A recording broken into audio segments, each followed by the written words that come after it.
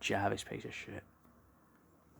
Alright, so this is History Boy's fourth fun fact of the day, week, whatever, overall episode number 29, take 2, because the stupid fucking unhelpful anti-Jarvis system of this tablet and the recording decided to be a troll and decided that my recording limit was up.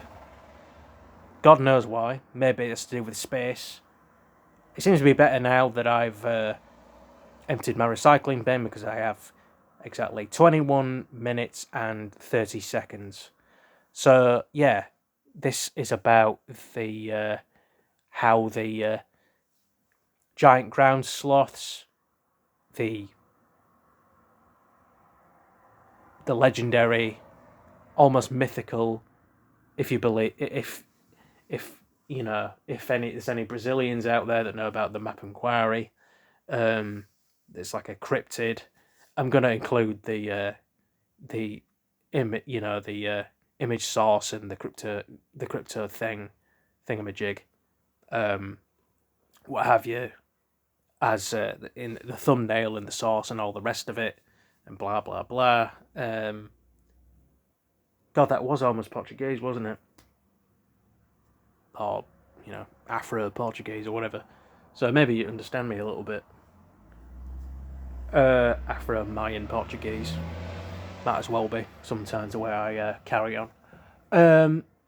But yeah, the so-called cryptid big giant sloths were a very, very real thing. And between 27,000 years ago and 8,000 years ago, that's when they died out. In the show Walking with Beasts, or if you're an American, Walking with Prehistoric Monsters, the BBC version, original BBC release, was narrated by Kenneth Branagh, who's basically a posh Northern Irish fella. Some of you Marvel fans might know is the Asgardian who sends out a message at the beginning of Avengers Infinity War, played Poirot in yet another pointless remake of Murder in the Orient Express, because we can't have enough Agatha Christie rubbish out there that's been recycled over and over and over and over again. Also directed a film called Belfast as the great Kieran Hines, who was also in another Marvel film. He was Mephisto, or, to Johnny Blaze, to Ghost Rider, the devil, who, gave him the Ghost Rider curse in Ghost Rider Spirit of Vengeance. And, yeah, he quotes the Megatherium, or the giant ground sloth, as being virtually indestructible with armor like chainmail. And Walking with Beasts, I highly recommend that show. I have a cousin who I gave that video to, and he just loves it. He loves all that Walking with Dinosaurs stuff. I thought it would scare him, but I gave him it years ago, and he's holding on to it ever since. So I've passed it down. Years back, I'd say about 7-10 years ago. But the giant. Imagine seeing giant ground sloths around, kind of modern, just like in the beginnings of probably modern-ish civilization. And it's like with mammoths. Mammoths were around until around 1600 BCE. The last ones were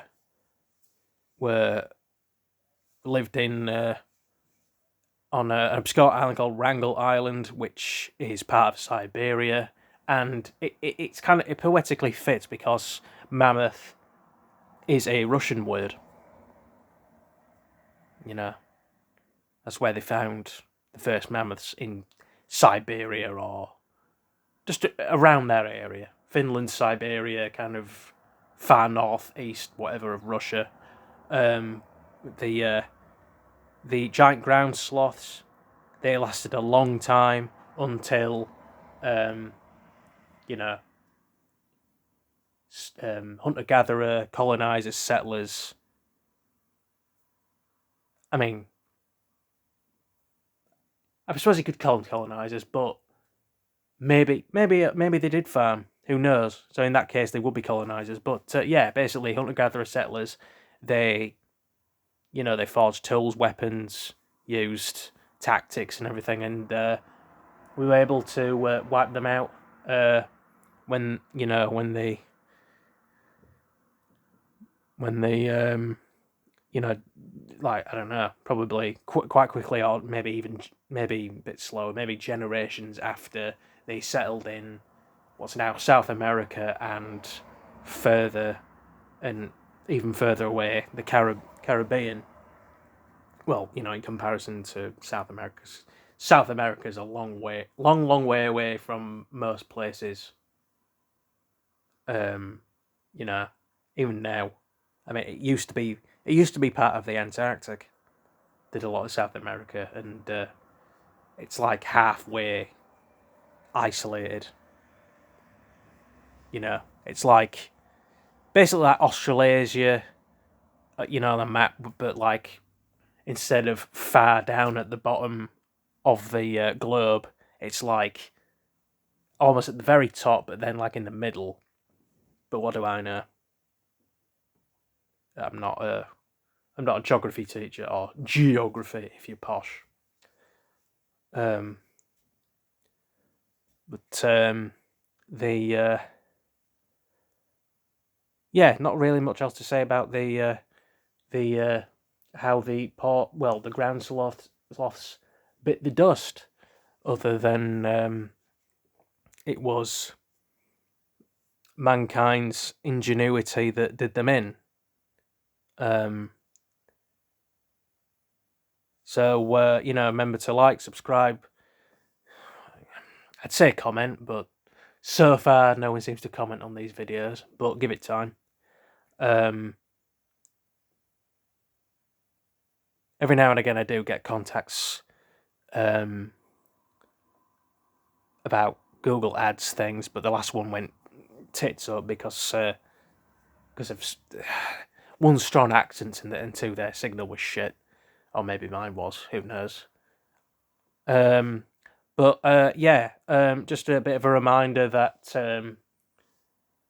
on my homepage, my description profile thing, there's my Patreon link. So be sure to any new subscribers that are coming in,